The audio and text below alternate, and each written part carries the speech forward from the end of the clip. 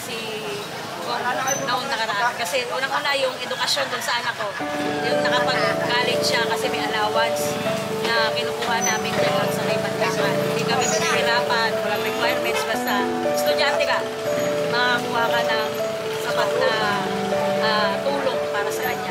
Yung libreng pa-check up dyan sa may Bandakan. Malaking bagay yun para sa aming mga tao na hindi kayang pumunta ng mga pang-pribadong hospital, pribadong klinik.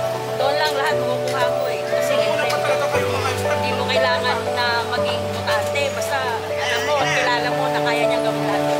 Matagal na. Sa nanay ko pa lang kasi nung may sakit dyan na namin dinadala para magpa-check. Tapos naging estudyante, nagkaroon ako ng asawa, naging estudyante anak ko. Solid talaga kami. Mamalawagan siya.